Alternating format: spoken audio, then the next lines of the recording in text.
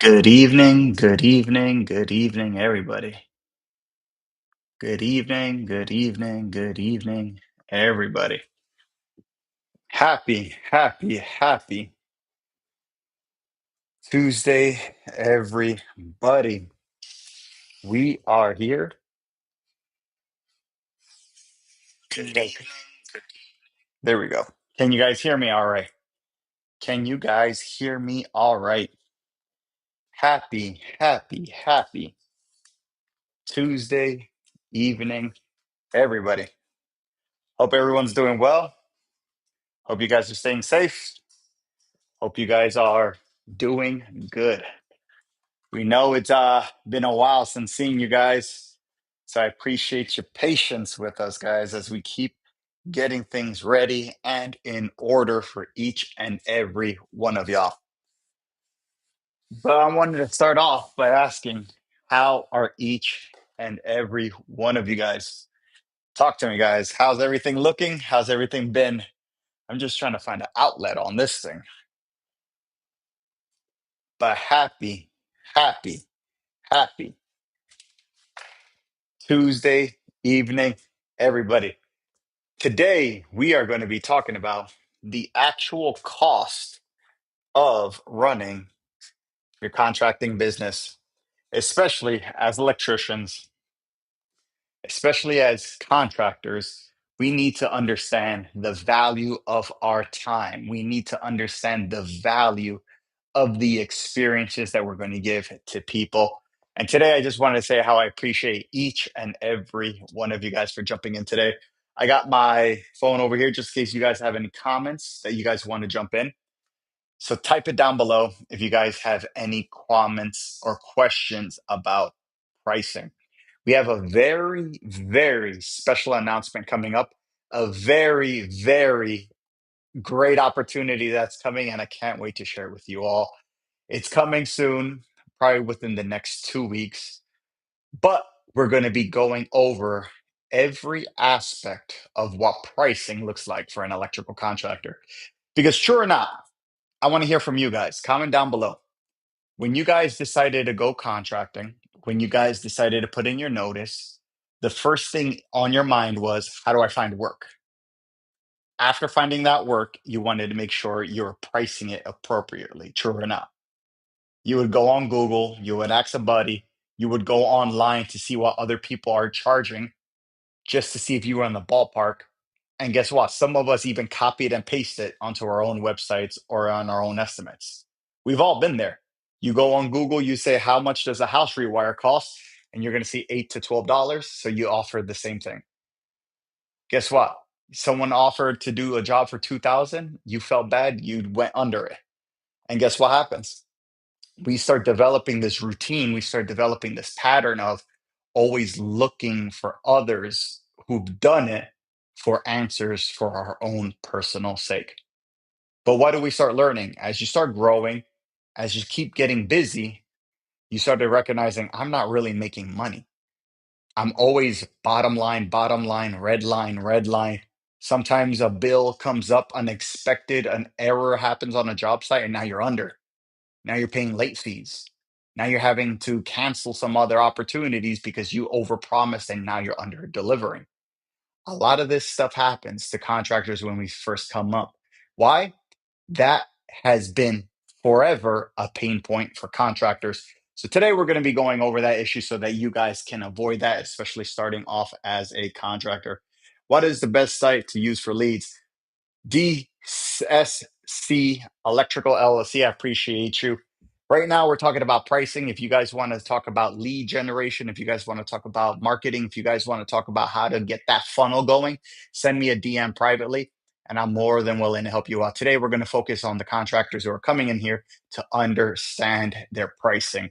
So I appreciate that question. We're going to save it for the end and or send it over to a DM. So if you guys are just jumping on, welcome. Happy Tuesday, everybody. Going over pricing for electrical contractors. So with that in mind, if you guys, is this your first time joining us, I want you to comment down below. Comment down below, where are you guys from? Where are you guys from? in the States.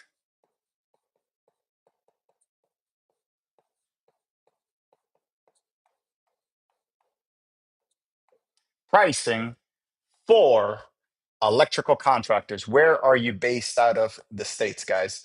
I want to hear from you because the next thing you know, how many of us has asked somebody how much do they charge? And their price is completely different from your price, like night and day. Look at service upgrades. You're going to have one price here on the East Coast. You're going to have a completely different price if you go to the West Coast, California. Why is that? There's different things that affect that overall cost. So you're going to see that. So why are we asking you for your location? Because we understand pricings are going to vary. That is a variable. So you can't base off of variables. We're going to give you the basis of principles, the basics principles of business on how to understand your actual cost of business. So once you start calculating that, you now get to understand what you have to do to price appropriately. So comment down below. We got Canada in the house. Oh shoot, we got Canada. Let's see if we don't mess up there. We got Canada. We got Connecticut. Where else are you guys from? Comment down below. We have some people on the chat over here on YouTube. Perfect. But comment down below where you guys are from. So when it comes to contracting, when it comes to providing a service, we have to recognize that we are in a reactive market. For the most part, it's very difficult to sell electrical because typically people come to us when something's broken or when they want to upgrade. So we're on a very special, unique market because we are reactive to people. I always tell everybody in our line of work, where it's primarily service related, we are order takers. For example, let's say you go to McDonald's and you go and you're craving a Big Mac, right? You go up to the register, you ask him, hey, can I get a Big Mac meal? That man behind the register, is he selling to you or is he taking an order? He's taking an order, right? So when it comes to electrical, are you calling people up and saying, hey, do you have a broken switch? Or for the most part, are you waiting for someone to call you to say, I have a broken switch? So it's very difficult. And you have to, as a contractor, put those into different buckets. You have to understand, I'm in a reactive market. So if something's reactive, I'm already behind the eight ball. It's hurry up and wait, that expression. The next thing you're going to start seeing is there's going to be different groups. Reactive in what sense? Let's say someone's house burned down and they need an electrician over now. Guess what? That's insurance job. Those are high quality jobs.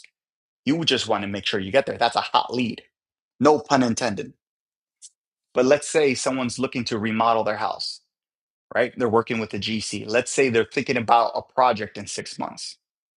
You're reactive, but at the same time, this sense of urgency for that homeowner is completely different. True or not? If your house is burning down and the homeowner just wants an electrician there to make it safe and to protect, guess what? You're the first one on the phone. You're most likely getting that job. You show up first, you're most likely getting that job. The homeowner who's pushing off that job for 6 months, you don't have that flexibility. You don't have that sense of urgency. You can say, hey, hurry up, hurry up. The estimate's only good for 7 days. But guess what? She's going to be like, all right, I got 6 months. Now the dynamics change. So as a contractor, you have to understand who you are talking to, who the end customer is. When you start noticing that difference, then you can start applying these different principles into play. Now, who you're selling to, who you're working for, at the same time, what's your position in the whole thing? Then it comes into how do you go about pricing your work? For a lot of contractors, we don't go over our overhead. we basically go over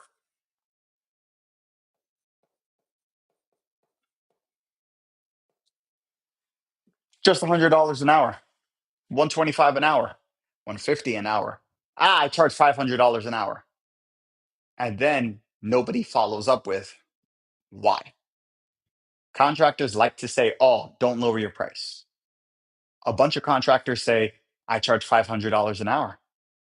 And then you ask, why is that? And they don't know how to explain themselves. Well, that's just the way it is. If you don't like my value, that's not the customer for me. A lot of people come into business thinking that the customer is always trying to hassle you, always trying to bog you down. And then you start getting this defensive wall. A lot of the times, I would say arguably 7 times out of 10, you're not dealing with somebody who's trying to just lower the bar with you and just screw you. At the end of the day, they're your customer. You're in business and you're dealing with customers. You got to know how to communicate. That's number one. Number two is I just feel like a lot of contractors can do better. We have to learn how to communicate our value. When was the last time you ever heard a contractor say, hey, I can do this for you and I'm the second best? Yeah, I do things half ass. Nobody talks like that. Everyone's proud of the work they do because they love to do this stuff. But what do we see? Yeah, I've been doing this for 30 years. What does that mean on paper? Because if you're saying, I've been doing this for 30 years, I'm $500 an hour, and it's switching out a light bulb, let's put into that text to understand. Yet this guy's been doing it for a year, and he's switching out the light bulb, and he's cheaper. Why is it going with him a bad idea? It's not. Why? Because at the end of the day, the homeowner needs that light bulb changed. So, how are you going to compare yourself or convey yourself or give a sell, give the value of the experience of going? Why is it better to go with you than someone else? And I'm going to be the first one to say it. Saying you've been doing this for 30 years is not going to cut it. That doesn't mean anything in this world. People want to keep throwing out titles, throwing out dates like that matters, right? Everybody wants to say, I do good work. That's like that expression in Jordan Belfort, sell me this pen. Well, it's a great pen. Well, I'm a great worker. I do great work. Look at my Google page, right? It's all the same stuff. What is the experience that you're giving? Why is someone going to leave with more value leaving from you? And the way to go about that, the way of expressing that value is understanding your costs. Understand your costs. Did you guys see Nick Spartan Hero, his post today? How when a customer asked him, hey, this is higher than I expected, how he handled it. Hey, for my business, for my price, for the work and the value that I'm going to be giving you, this is why I charge that much. Now, if you want to go with someone unlicensed, that's fair, but it comes at more of a liability. He didn't make the pain point on, you just want cheaper work. No, I am this rate because of the value that I give, because of my insurance when things go wrong, because of the type of business I'm operating. That's what you're going to get from me. You're paying for me for peace of mind. You're not paying just to get the work done. Because guess what? The unlicensed guy can do the same work, right? But with me, you have the peace of mind that nothing's going to go wrong. And on the slight chance something does go wrong, I have the ways of going about it and protecting you for the long run. That is a way of convicting and convincing a customer to go with you, but you have to understand those costs so you can convey those ideas. What are some costs? There's hard costs, there's soft costs. There's hard costs like the material, time and material of your employees, your overhead, the soft costs to your business, what keeps your business alive. Once you start calculating all of these costs, right? You have a number, and that's just covering costs associated with the project. Then you got to throw in your profitability plus profit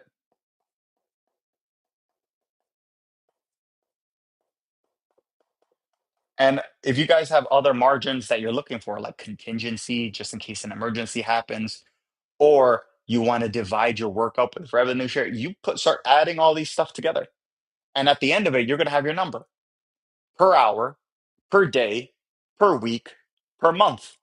And that's going to be your target moving forward. The point of all of this is understand your actual costs because no one can convey that. The next time someone asks you, what's your price? What should your answer be? Your number is different from my number. Why? Because I have these costs. I got these services that I'm offering. There's individuals here who still think charge what the big guys charge. And I say, why? When you can't deliver the same value. If you're the same price as the guy who's been doing it for 30 years, I'm going to go with the guy for 30 years. Why? He's planted, he's rooted, he's been here, he has insurance, he's been around the block. If something goes wrong, I'll go with it. If it's the same price, I'm gonna go with the guy who's been here. It's more of a risk. Why am I trusting you? You're not telling me anything. This guy has trucks. If he has one guy bang out, he has another truck coming tomorrow. If you bang out the one man shop, you ain't going to start this project till next week because I guarantee you got work the next day. So now you got to move the whole schedule around and you're going to be sloppy and you can't answer the phone when I call you. But if you have office managers, if you have phone systems, CRMs, all these different things give you a leg up. You buy those to be more efficient, quicker in your work, but at the same time, you can charge more for those works. People go on to go, well, I'll wear booties. Anybody can wear booties, bro. That's just level one. That's just cleanliness. Well, I do great work. That's all superficial stuff. That's like, sell me this pen. How do you become a salesman? How do you become a contractor if you don't understand your costs? You're just going to be another glorified installer, a great worker who's going to bust their butt for 30 years and nothing's going to come of it. You have to understand your value. You have to understand your work. And guess what? Then when someone goes, this is my number, take it or leave it. If it's below that bottom number, just say no, because you know it's not worth your time. It's not worth the headache. Why am I going to use my team who's efficient, my team who has CRM, my team who has office managers, my team who can systemize this thing from A to Z to do little stuff? No. You have to understand these stuff, especially in the market that we're in, being a reactive state.